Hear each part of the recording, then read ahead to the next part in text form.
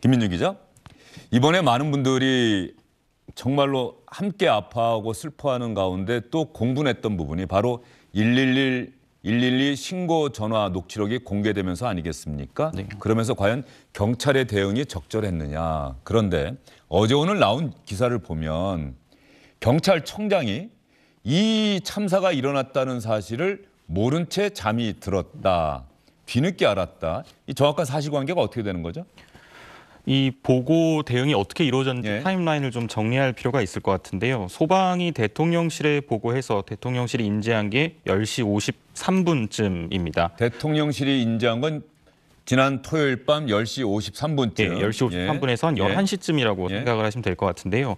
그 당시에 이후에 한 10분 정도 지나고 나서 소방은 대응 2단계를 발령해서 응급조치에 나섰습니다. 그리고 나서 11시 20분 정도쯤 되자 이제 이상민 장관이 내부 문자로, 경찰 보고가 아닌 내부 문자로 상황을 대통령보다도 늦게 인지를 한 것이죠. 대통령이 한 20분 먼저 알았다는 거죠? 그렇습니다. 그리고 나서 11시 30분쯤 가서야 경찰청에서 경찰청장에게 문자로 최초 상황 보고를 했지만 그 당시에 아까 말씀하셨던 것처럼 경찰청장은 연락을 받지 못했습니다. 11시 반쯤 가서야 서울청장도 첫 보고를 받고 인지를 하고 났고 그리고 나서 12시 10분쯤 가서야 경찰청장이 상황을 인지했습니다. 이 당시는 이미 11시 50분 소방이 소방 3단계를 발령하고 전국 구급차를 총동원한 이후의 상황이었습니다. 윤희근 경찰청장 같은 경우는 지금 화면에 잠깐 나왔는데 말이죠. 대통령이 가장 먼저 알았고 이게 참 이해가 안 되는 거예요. 이게 원래 우리 보고 체계에 따르면 용산서장이 서울청장에게 보고를 하고 서울청장이 경찰청장에게 보고를 하고 또 행정안전부 장관에게도 보고가 돼야 되고 그래서 윤석열 대통령이 다른 서울청장, 경찰청장, 행안부 장관보다 늦게 하는 게 너무나 당연한데 시청자 여러분, 대통령이 가장 먼저 보고를 받아서 인지를 했고요. 행정안전부 장관은 그 대통령보다 19분, 20분 정도 늦게 알게 됐고요. 그것도 경찰로부터 보고를 받은 게 아니라 행정안전부 내부 문자 메시지 통해서 알았다는 겁니다. 그리고 서울청장이 밤 11시 36분에 용산서장은 참사 직후에 알았는데 왜 서울청장에게 저렇게 늦게 보고를 한 것인지 그것도 의문이고요. 윤희근 경찰청장은 김민중 기자 지금 나오는 기사 보면은 지역에 있는 지방에 있는 집에 가서 본가에 가서 이 참사가 일어난 사실 모르고 잠이 들었다가 그건 그럴 수 있다고 봐요. 잠이 들었는데 처음에 경찰청에서 문자를 보냈는데 문자도 안 받고 전화를 했는데 전화도 연락이 안 됐고 다시 전화해서 새벽 0시 14분쯤에 통화가 돼서 이제 보고를 했다는 거죠. 그래서 급히 올라와서 첫 회의를 경찰청장이 주재한 게 새벽 2시 반. 네, 그렇습니다. 지방에서 서울 오는데 걸린 시간이 있다는 거죠. 예, 그렇습니다. 예. 그러니까 윤희근 경찰청장이 오늘 자신의 그날 행적에 대해서는 있는 그대로 다 얘기를 한 거죠. 네, 그렇습니다. 예. 자, 권중훈 전 비대위원. 이게 사실은 문제다라는 거죠. 우리에게는 매뉴얼이 분명히 있을 것이고 헌법과 법률이 있고 거기에 따른 지침과 매뉴얼이 있을 거예요. 어떻게 움직인다. 그런데 대통령이 가장 먼저 알았다라고 하는 바로 이 사실 때문에 많은 분들이 의아해하고 있는 것 아니겠습니까? 그러니까 저도 이 부분이 의아합니다. 제가 지금 현 대통령실의 체계를 잘 알진 못하지만 그 전에 청와대 이야기를 좀 들어보면 소방이 대통령실 내지 상황실에 전달을 하게 됩니다. 국정상황실에. 그러면 국정상황실에서 경찰, 소방 이런 이야기들을 가지고 대통령실과 또 소통하고 이렇게 되는 거죠. 그러면 어쨌건 대통령이 알았다는 것은 최소한 어쨌건 현 대통령실의 국정상황실에서 알았다는 것입니다. 근데 그럼에도 불구하고 한참 시간이 지나서야 해안부 장관도 알게 되고 나머지 주체들이 알게 돼요. 그러니까 저는 이 부분에서 좀 의아한 거 국정상황실이 작동하지 않은 것 아닌가 하는 의심이 들어요. 단순히 그냥 행안부 장관이 이것을 늦게 알았다 혹은 아니면 경찰청장이 늦게 알았다 그리고 그래서 그 두 주체가 문제다 이전에 이게 지금 총리가 총괄하고 있는 그 상황실이 작동하지 않았기 때문에 나머지 분들의 어떤 보고가 늦어졌다고 보는 게 저는 합리적이라고 봅니다. 예. 그건 장희찬 이사장님이 혹시 아신다면 이야기해 주셨으면 좋겠다 싶고요. 그런 억측 함부로 하시면 안 돼요. 예. 적어도 국정상황실과 대통령실이 이 보고를 인지한 이후에 대통령이 분단위로 어떤 지시를 내렸는지는 대통령실에서 다 공개한 게 있으니까 언론 기사 찾아보시고요. 문제는 경찰에서 최소한의 보고 체계가 지켜지지 않고 소방이 국정상황실에 보고한 다음에 자신들이 뒤늦게 파악해서 늑장 보고를 했다는 것이지, 국정상황실이 지금의 이 맥락에서 저도 참 가슴 아프지만 작동하지 않았다고 말할 근거가 대체 어디에 있습니까? 왜 그러냐면 예. 국정상황실 입장에서는 누가 보고를 하든 중요한 정보가 나오면 알아야 될 사람에게 전할 의무가 있지 않습니까? 너무 당연한 거 아니에요? 대통령실에서 그래서 지시가 내려갔다니까요. 그러니까요. 그러면 그래서 국정상황실이 다시 경찰청장에게 알리든 행안부 장관에게 알리든 그 그것을 급박한 순간에 국정상황실과 대통령실은 바로 대통령 초기 지시 이후에 2차 지시로 앰뷸런스나 구조대가 확보할 수 있는 동선 마련하라는 지시를 현장에 내리기 바빴지, 그때 이 보고가 느려 터져서 정말 도대체 용산서장 그 이태원 파출소 위에서 혼자 1시간에 현장을 지켜보고 보고도 안 하고 있었다는데, 이 경찰 라인에게 알리고 말까 할 것이 아니라 이 사고 수습을 위해서 전력으로 일했던 것은 타임라인이 다 공개가 됐습니다. 지금 권지웅 전 비대위원이 하는 이야기는 저는 이렇게 이해가 돼요. 그러니까 국정상황실이 어느 쪽으로부터 연락이 오잖아요. 그러면 이걸 받고 바로 보고를 합니까? 아니면 이렇게 심각한 일이, 물론 텔레비전을 틀어서 그 당시에 저 뉴스 속보가 나왔다고 한다면 당연히 알았겠습니다만 그 이전 상황이라고 한다면은 이걸 크로스 체크하는 과정이 있지 않았을까, 그 얘기를 하는 것 같아요. 워낙 중요한 사안이기 예. 때문에 대통령실에서 공개한 분당 일지에 따르면 소방에서 국정상황실로 보고가 접수되고 접수된 지 10분 이내에 국정상황실장이 바로 대통령께 보고했습니다. 그리고 나서 대통령의 1차 지시가 나왔고요. 그 1차 지시가 거의 나올 무렵에야 서울경찰청장이나 윤희근 경찰청장은 그보다 더 늦게 상황을 인지한 것, 타임라인을 대조해보면 아실 수 있는데, 대통령실 입장에서는 너무나 사실은 엄청난 이 보고가 올라온 거 아니겠습니까? 그 상황에서 국정상황실장이 이걸 받고 10분 안에 대통령께 바로 보고했고 대통령 지시가 하달되었고 그 지시에 대해서 1차는 소방과 관련된 것이었습니다. 가장 중요한 것이 소방차나 구급차를 그 교통통제에서 진입시키는 것이었으니까요. 네. 거기까지 1차, 2차 지시를 내리고 그다음에 이제 경찰청에서도 인지를 하고 보고가 올라오는 것이기 때문에 저도 참 가슴이 아픕니다만 이 국면에서 국정상황실의 기능을 운운하면서 대통령실에게 책임을 전가하려는 건 굉장히 무책임한, 또 유족들이나 사회의 혼란을 야기하려는 주장밖에 안 되는 겁니다. 자, 그러면 권지웅 전 비대위원이 말씀을 마무리할 기회를 드릴게요. 일단 저는 국정상황실이 어떤 이유로든 어떤 경로를 통해서든 그 위험한 상황을 인지했으면 그 위험한 상황을 극복할 수 있는 모든 조치를 취해야 되지 않습니까? 그리고 그러라고 당직 체계가 있는 것이고요. 그래서 국정상황실이 대통령실에 빨리 보고한 건 전 잘한 일이라고 생각합니다. 근데 왜 나머지 라인들에게 전달되지 않았느냐는 저는 의문을 가질 수밖에 없다고 생각하고, 그게 지휘 체계의 핵심이지 않습니까? 그래서 장해찬 이사장님의 이야기를 들어도 저는 좀 납득이 안 되는 부분이 있고요. 저는 끝으로 더 짚고 싶은 건 참사가 일어난 10시 15분부터 그 다음에 어떻게 됐는가만이 아니라 이건 6시 34분에 먼저 제보가 한 번 있었고 네. 그리고 비슷한 내용 11번이나 있었습니다. 네. 그때 무엇이 작동하지 않았는지, 왜 시스템이 이렇게 마비되어 있었는지를 밝혀내는 게 되게 중요한 일이라는 생각입니다. 자, 지금부터는 그 얘기를 한번 해보도록 하겠습니다. 저도 이 기사를 보고 이런 생각이 들었습니다. 정말 이해하기가 너무 어렵다. 영어로 미스테리라고 하죠. 경찰의 당일 대응에 이해가 안 되는 부분들이 너무 많다. 여러분도 아마 그렇게 생각하실 것 같습니다. 혹자는 왜 경찰에게만 책임을 떠넘기느냐 이렇게 생각하실 수도 있겠습니다만, 어쨌든 이렇게 많은 사람들이 모였을 때 그런 많은 사람들이 모인 상황의 관리, 책임, 이건 분명히 지방자치단체와 함께 경찰에 있기 때문이겠죠. 먼저 저희가 준비한 영상 보시면서 여러분도 한번 생각해 주시기 바랍니다.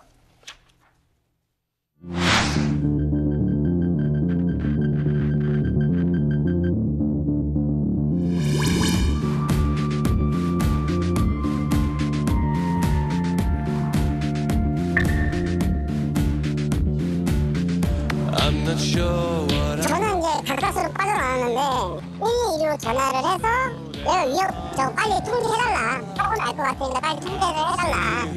Trying to be instead of me, but the key is a question of control.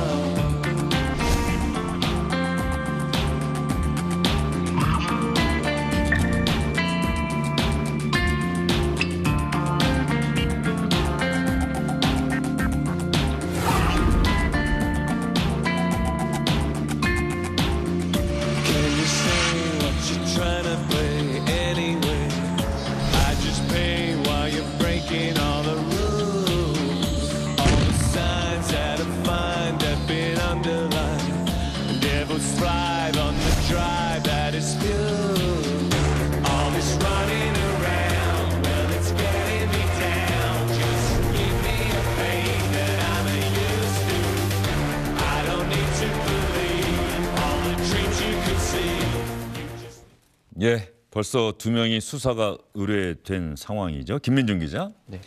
일단 수사 의뢰된 사람이 용산서장과 그리고 당시에 112 상황 당직관리관이죠. 2명인데 용산경찰서장 얘기를 한번 해보죠. 용산경찰서장은 참사가 일어난 사실을 가장 먼저 알았고 그런데 현장에 도착한 시간은 1시간 반 정도가 걸렸다. 맞습니까? 네, 좀 그 정도로 얘기가 나오고 있습니다. 지금 경찰청장, 서울청장은 비교적 동선이 어느 정도 공개가 되고 있는데 용산서장은 지금 그 1시간 반 동안 누구에게 보고를 했는지, 못했다면 왜 못했는지에 대한 이야기가 상대적으로 지금 적게 나오고 있습니다.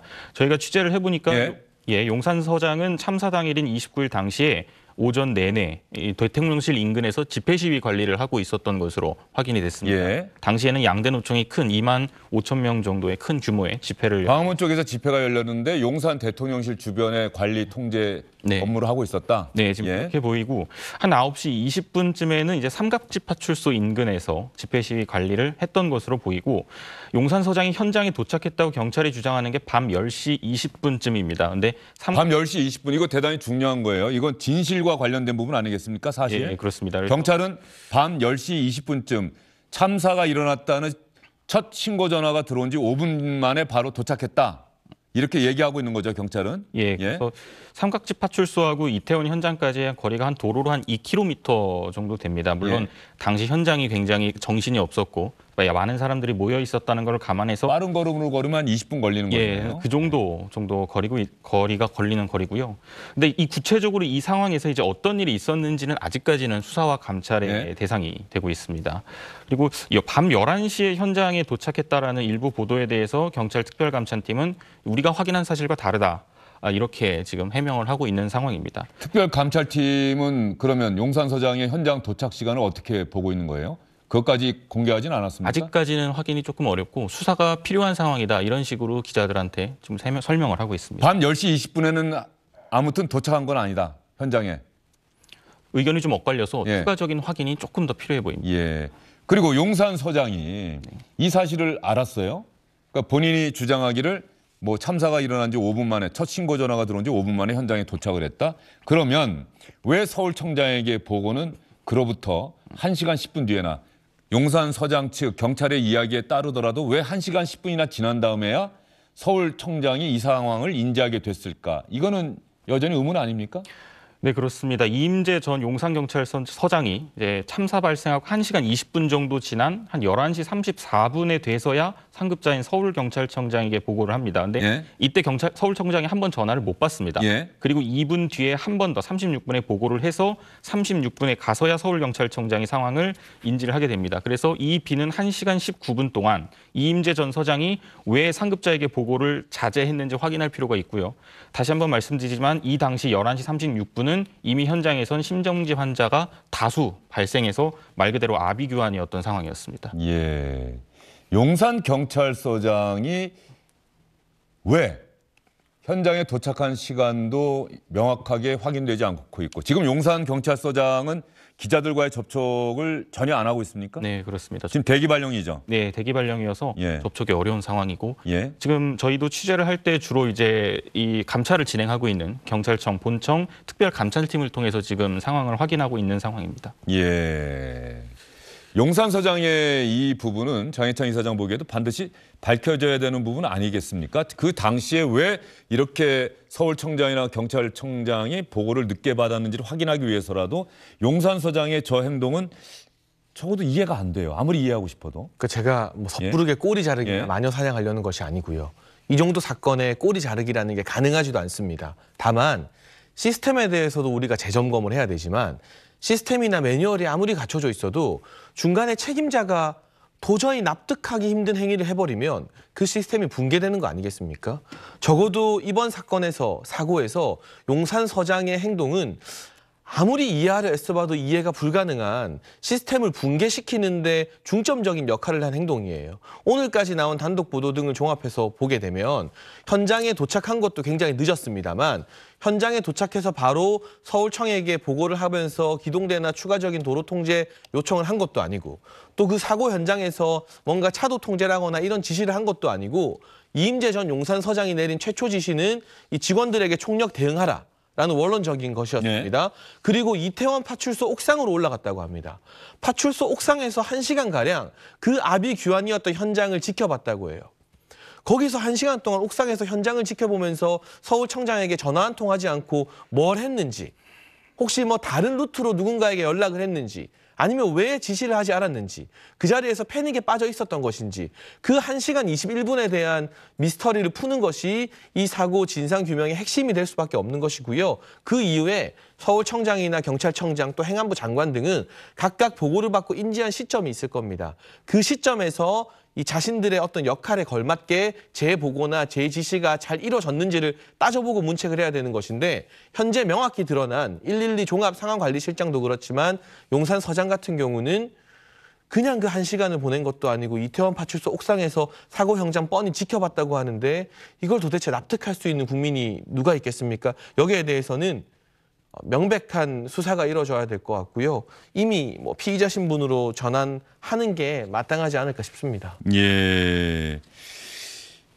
이임재 전 용산경찰서장이 참사 현장에 도착한 시각이 밤 10시 20분이 아니라 11시 아니냐는 일부 언론 보도에 대해서 감찰팀은 사실과 다르다, 구체적인 시간대가 다르다면서 아직까지 정확한 시간대는 밝히지 않고 있다. 이임재 전 용산경찰서장 이 부분은 경찰의 부실 대응, 그리고 그 직접적인 원인이 됐던 보고 실패, 그 출발 지점이 용산경찰서장이라는 생각이 드는 거예요. 그러니까 지금 사실은 국민들이 훨씬 더 안타까워하는 시간은 첫 번째 이제 이 신고가 되어서 한 4시간가량의 왜 조치가 안 돼 있는가인 것 같아요. 근데 그럼에도 불구하고 참사가 발생한 다음에도 뭔가 이것을 책임질 수 있는 주체들이 우왕좌왕했다고 하면 그전엔 늘 어떠했으리. 그리고 그것보다도 훨씬 더 이태원에 사람들이 충분히 많이 모일 거라고 예견되는 행사였는데, 그때도 지금처럼, 지금 저희가 확인하는 것처럼 납득하기 어려운 이유로 혹시 대응이 안 됐던 건 아닌가 하는 의심을 갖게 되니까 이것이 무엇이 더 정확한지 궁금하게 된 것 같아요.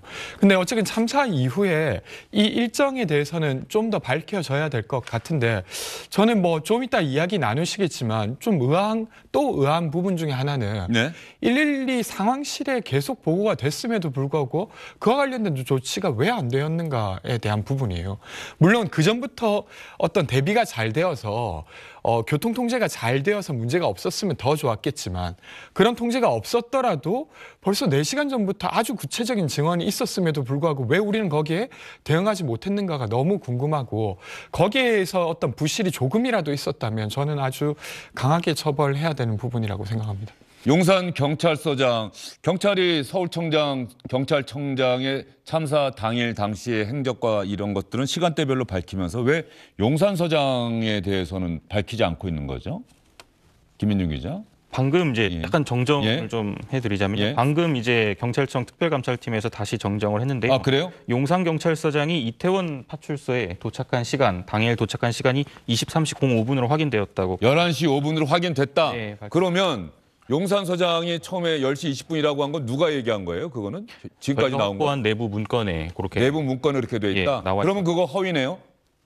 조금 더 확인이 필요할 그렇죠. 것 같습니다. 아니 어쨌든 그 문건에 명시된 그 시간 자체가 허위네요. 네. 언론 보도가 지금 며칠째 그렇게 나왔던 건 아니겠습니까? 그 외에 구체적인 동선이나 시간대를 추가로 더 저희 취재진이 이제 질의를 했는데 거기에 대해서는 감찰팀은 확인이 어렵다, 공개할 수가 없다 이런 입장을 보였고요.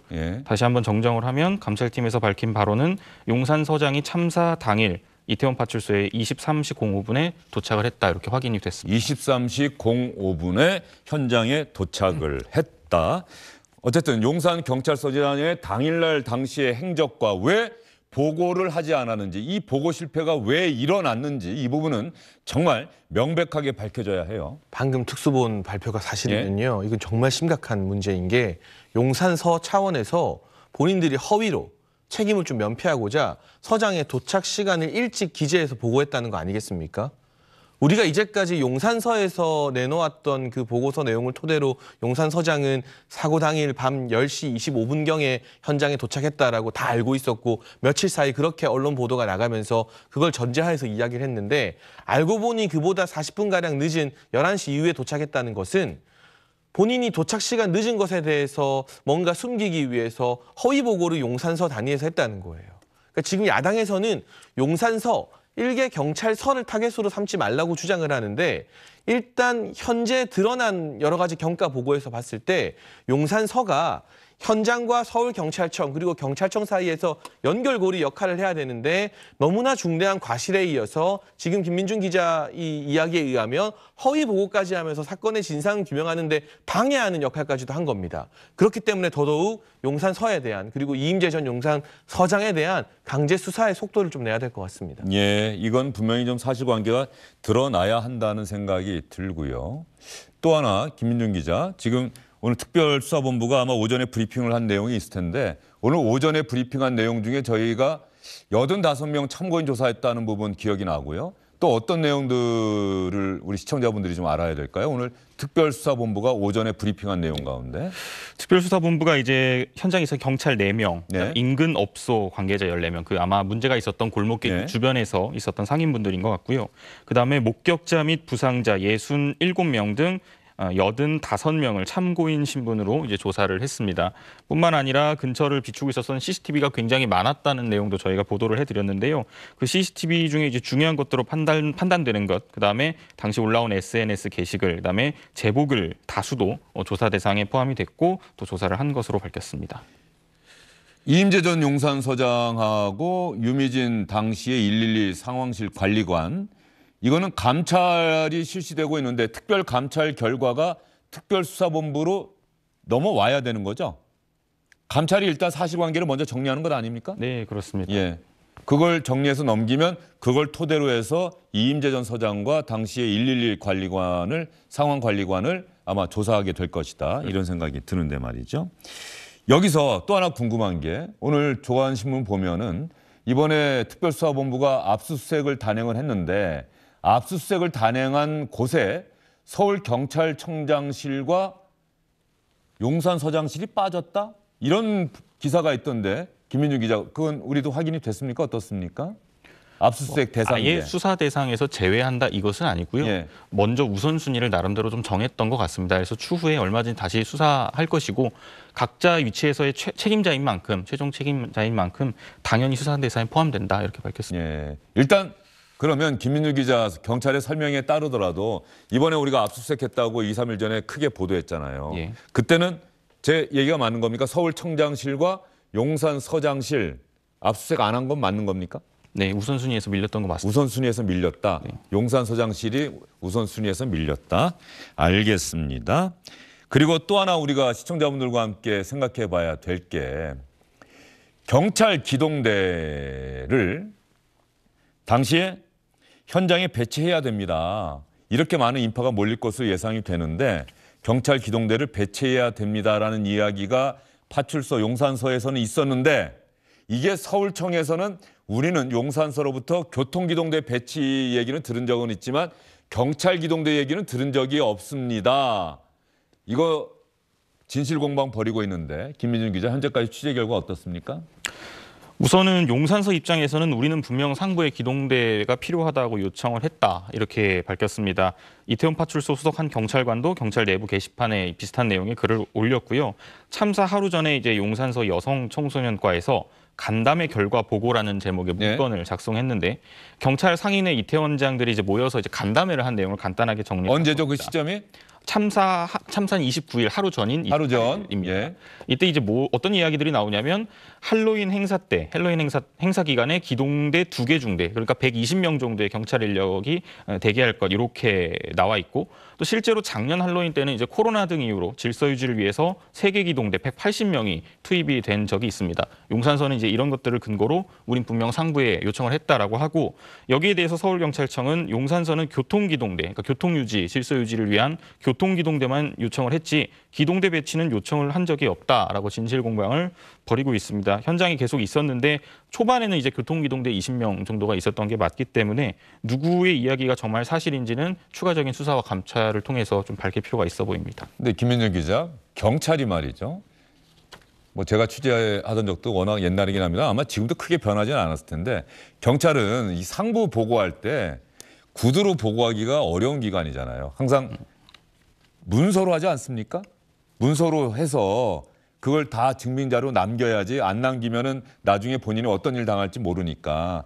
그런데 용산서에서 서울청에 경찰 기동대 당일 배치가 필요합니다라고 하는 요청을 누군가 서로가 잘 안다고 해서 전화로 했을 가능성보다는 이거 문서로 하지 않았을까요? 그런데 지금 구두로라도 했을 것이다 뭐 이런 이야기가 나오는 이유는 또 뭡니까? 당시의 상황이 너무 이제 급박했기 때문에 아니 이건 뭐 하루 전에 그런 회의가 열렸고 그런 것들이 필요하다라고 얘기를 했고 그러면 이게 참사 당시가 아니고 말이죠. 하루 전이나 그날 오전이나 용산서에서 서울청에 경찰 기동대 배치가 필요합니다라고 하는 이야기를 문건으로 했을까요? 구두로 했을까요? 했다고 한다면? 그 내용은 양측의 주장이 너무 지금 예. 다른 상황이기 때문에 이것도 지금은 조금 더 기다려봐야 할 것 같습니다. 그러니까 지금 이러한 얘기조차가 사실관계가 명확하게 드러나지 않는 것, 권지웅 전 비대위원, 네. 바로 이 부분에 문제가 있는 거죠. 이건 우리의 어떤 기본적으로 어떤 시스템에 있어서 이거는 그냥 이런 일이 딱 벌어지고 나면은 사실관계가 바로 드러나야 하는데 서울청과 용산서 사이에 얘기가 엇갈린다? 이것도 이해가 안 되는 거죠. 그러니까 지금 불필요한 어떤 진실 공방을 하는 느낌인데 예. 누군가가 서둘러서 정리해줘야 되는 건 분명한 것 같습니다.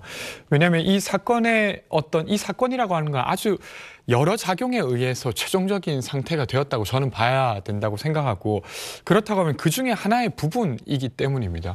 근데 어쨌든 이것이 지금 이 상태에서 신뢰감을 못 준다고 하면 당연히 다른 기관에 의해서 조사돼야 된다는 요구가 힘에 실릴 수밖에 없다고 일단은 생각하고요.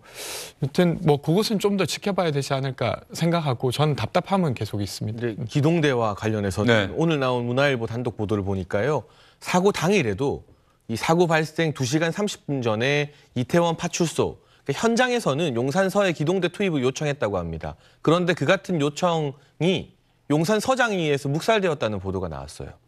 그러니까 그것이 서울청에 보고가 되어서 바로 요청이 간 것이 아니라 현장에서는 사고 발생 2시간 반 전부터 기동대를 요청했어요. 그러니까 소위 말하는 익명 게시판에 올린 이태원 파출소 경찰관분의 말은 아마 거짓이 아닐 겁니다. 그런데 그걸 묵살한 주체가 서울청이냐 용산서냐 여기에 대해서 진실 공방이 벌어지고 있는데 적어도 오늘까지 나온 언론 보도에 의하면 용산서장이 그 보고를 받고도 집회 시위 등의 문제 때문에 기동대 투입을 이 서울청에는 요청하지 않았다라고 나오고 있는 것이고 지금 공식적인 문서로 용산서에서 서울청에 기동대를 요청했다는 자료는 아직까지 안 나오고 있습니다. 제가 짐작컨대 공문이 있었다면 특수본에 의해서 벌써 나왔겠죠. 그리고 지금 방금 전에도 말씀드렸지만 용산서장의 현장 도착과 관련된 시각 부분도 현재까지 밝혀진 사실대로라면 용산서에서 허위로 진술을 했을 가능성이 높아지고 있기 때문에 이건 일선 용산서에서 현장에 대한 제대로 된 판단을 내리지 않고 기동대 투입 요청 등을 거부한 것이 하나의 문제의 원인이 될 수 있겠다라는 생각이 많이 듭니다. 자, 그리고 김민준 기자 또 하나 당시에 말이죠. 이태원 인근에 기동대 경력이 3개 정도 있었다. 그래서 인파가 많이 몰리기 시작하고 상황이 심상치 않다. 그래서 이 인근에 기동대가 있으니 지금이라도 빨리 와서 배치를 해서 좀 상황을 통제해줬으면 좋겠다라고 하는 요청이 갔는데 그게 용산 쪽이다 보니까 대통령실 또 당시에 낮부터 집회가 있었고 이 집회에 참석했던 참석자들이 저녁 8시까지인가요? 이 삼각지역까지 행진을 했다. 이러다 보니 집회가 끝나지 않고 상황이 어떻게 될지 모르니 그 경력을 이태원으로 배치하기가 어려웠다. 거절했다. 이것도 지금 취재가 된 겁니까? 어떻습니까? 당시 이제 경찰 인력 운용 계획을 저희가 확보를 했는데요. 보면 전체 기동대 81개 중에 이 중 70개 부대가 말씀하셨던 예. 집회 시위 21건에 투입이 됐고 20개 부대가 거점 근무 및 외국 공간 경비에 투입이 됐습니다. 주변에 뭐 공사관 같은 곳들이 많으니까요. 예. 이번 그때 그 기사 보면서 제가 약간 이 산수가 이해가 81개 부대가 있는데 70개 부대가 집회 시위에 대비했는데 왜 갑자기 또 20개 또 부대는 실시간으로 어떻게 상황이 나온 바뀌니까 왔다 갔다 이동하기도 합니다. 중복이 예. 되지만은 예. 70개 부대 중에 또 한 네네. 뭐 10개 정도 이렇게 된다 이거죠. 예. 회의를 나가보면 수시로 이제 지원 요청이 들어오니까요. 예. 2만 5천 명이 운집한 당시 양대 노총 집회에 대다수가 배치가 됐고 말씀하셨던 것처럼 이 집회를 지금 진압하기가 어려운 상황이기 때문에 관리하기가 어려운 상황이기 때문에 아마 할로윈 행사로 이제 옮겨서 투입하기가 좀 어려웠을 것 같다라는 현장 판단도 있었을 것 같습니다. 근데 용산서 측에서 이제 해명을 하는 바는 서울청 경비부에서 이제 이런 판단을 알려주고 인력 배치 같은 걸 하다 보니까 본인들은 이제 이 기동대와 관련해서는 지시를 받는 입장이다 보니까 판단하기 좀 어려웠다. 함부로 이제 투입하기 어려웠다. 뭐 이런 식의 또 주장도 하고 있습니다. 예. 가장 현장을 잘 아는 쪽에서 투입 요청을 하고 서울청에서 결정을 하고 판단을 하고 이해가 되는데 일단 현재로서는 파출소에서는 분명히 요청이 갔었다는 거는 지금 전체적으로 사실관계가 확인되는 것 같은데 네네. 용산서에서는 요청을 했다고 하는데 용산서에서 요청이 없었다는 게 서울청의 이야기고 이 부분은 사실관계가 앞으로 수사를 통해서 규명돼야 한다. 그러나 어쨌든 간에 이번 참사가 일어나고 나서 많은 분들이 안타까워했던 건 기동대 경력 한 대, 두 대, 한 개, 두 개, 한 80명만 현장에 배치가 됐었다고 하더라도 적어도 통제가 가능하지 않았을까 하는 아쉬움. 사실 이 부분이 참사가 일어나고 이 소식을 접하고 많은 분들이 가장 안타까워했던 부분이 그 부분 아닙니까? 그러니까 뭐 지금 언론 보도에 의해서 일단 보는 것이기 때문에 완전한 사실이라고 보기는 어렵지만 제가 본 언론 보도에 의하더라도 대통령실 관련한 집회는 한 9시에 마쳤다고 들었습니다. 예. 그래서 9시 반 정도부터는 이동이 충분히 가능했던 것 같기도 해요. 아주 긴급하다고 하면 투입 가능했었던 것 같고 그리고 서초에도 또 대기하고 있었던 인력이 있었다고 저는 일단 보도된 것을 보았습니다. 그러면 물론 이제 아주 경력이 충분했다고 하면 어느 곳에나 충분하게 배치할 수 있었지만 지금 이 같은 보도된 상황을 봤을 때도 적절히 조치만 되었다고 하면 이 같은 참극을 보지는 않았어도 되지 않았을까 하는 생각은 여전히 듭니다. 네. 경찰 기동대 배치와 관련해서 오늘 브리핑이 있었던 모양인데요. 한번 이야기를 들어보고 나서 또 이야기를 계속 이어가도록 하겠습니다. 가용 가능한 경찰 기동대가 용산 대통령실 및 전쟁기념관 인근에 있었는데 왜 경찰 지휘부가 이태원 현장에 투입을 곧바로 지시하지 않았는지 이유를 어떻게 파악하고 있는지 말씀해 주시기 바랍니다. 예, 그 부분도 지속적으로 말씀드리지만 현재 사전 대비 문제, 그 다음에 11건의 112 신고 접수 외 사태 적절성 문제, 또 경력 배치 형량 등 또 관계 기관과의 적절한 협업 문제를 포함해서 제기되는 모든 그 궁금증에 대해서는 기설치된 특별수사본부를 통해서 객관적으로 독립적으로 진상을 파악하겠다는 말씀을 드리겠습니다.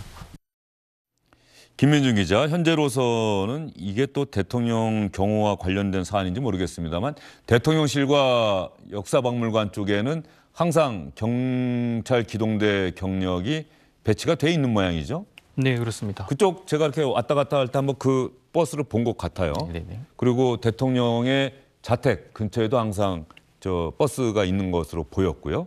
그건 항상 상시 그쪽에 있는 것이고 이날은 집회가 있어서 81개 기동대 중에 70개가 집회와 시위 통제에 투입이 됐다. 이 부분도 참 두고두고 또 안타까운 부분이죠. 집회와 시위에 경찰 기동대가 다 가 있는 바람에 정작 이렇게 안타까운 참사가 일어난 이태원에서는 정말로 현장에 있는 경찰관들이 기동대를 배치해달라고 간절하게 호소를 했으나 그 호소가 받아들여지지 못했다. 이 부분이 정말 아주 안타까운 부분이에요. 그러니까 사고 발생 며칠 전부터 용산 정보과에서 만든 문건을 보면 기동대나 추가적인 병력이 필요할 것 같다라는 보고가 있었습니다. 그런데 이 문건 역시나 현재까지 알려진 내용으로 보면 용산서에서만 머물렀을 뿐 서울청으로 추가 보고가 되지 않았습니다. 그러니까 결국 용산서에서 며칠 전에 정보과에서 작성한 보고 문건을 토대로 서울청과 미리 의논을 하고 요구를 했다면 충분히 병력을 받아올 수 있는 문제였고 제가 앞서 말씀드린 것처럼 사고 당일에도 사고 발생 2시간 30여 분 전에 현장에 이태원 파출소의 현장 병력이 용산서를 향해서 추가 지원 요청을 했습니다. 그런데 그 지원 요청을 묵살한 당사자가 바로 이임재 전 용산 서장이기 때문에 그 2시간 반 전이라도 현장의 목소리에 귀를 기울여서 어떻게든 서울청에 연락해서 기동대를 좀 투입받는 방안으로 노력을 했었다면 결과가 조금이라도 나아지지 않았을까 하는 아쉬움은 내내 맴도는 것 같고요. 그렇기 때문에 아마 수사 과정에서 이같이 기동대 요청 요구를 왜 서울청에 보고하지 않고 묵살했는가가 이임재 전 서장의 주요 혐의 중 하나가 될 것 같고 지난해 같은 경우는 기동대가 투입됐지만 대부분이 코로나19 이제 영업 제한을 단속하기 위한 병력이었다고 합니다. 평상시에는 저기에 사람이 많이 몰려도 뭐 교통이나 동선 통제를 위한 기동대 투입은 전례가 거의 없었다 보니까 안일한 대처가 계속 이어졌던 것 같은데요. 지금 사람의 문제, 용산 서해 문제에 대해서도 이야기를 하고 있습니다만 시스템적으로 이번에 경찰이 정말 이래도 되나 싶을 정도로 보고 체계부터 시작해서 112 접수된 신고가 행안부 상황실로는 보고가 안 된다는 거 이번에 다들 처음 아셨을 거예요. 이런 주먹구구식 운영으로 대한민국 경찰이 운영되고 있었구나 충격을 많이 받았기 때문에 경찰이라는 조직 자체를 물론 현장에서 고생하는 일선 경찰관들을 비판하는 게 아니라요. 경찰이라는 조직의 시스템 자체를 완전히 다 바꾸겠다는 각오로 진상규명과 추후 대책을 마련해야 될 것 같습니다. 예, 이런 일이 이번 참사를 겪고 나서 많은 분들이 생각하는 게 이런 일이 영화나 드라마에서만 존재하는 게 아니라 실제로 존재하는구나. 정말로 필요한 곳이 있고 필요한데 기동대 경력이 배치가 돼야 하는데 집회와 시위 이거 통제하느라 또 대통령실 주변 경계하느라 정작 필요한 기동대 경력이 이태원 현장에 배치되지 못했다. 배치만 됐더라면 이 참사를 막을 수 있지 않았었을까 하는 그런 안타까움이 뭐 우리 지금 보고 계시는 많은 분들 다 그렇게 생각하실 거예요. 너무나 안타까운 사고이기 때문에 무언가 좀 누군가를 탓하고 싶은 마음도 쉽게 생기는 것 같습니다.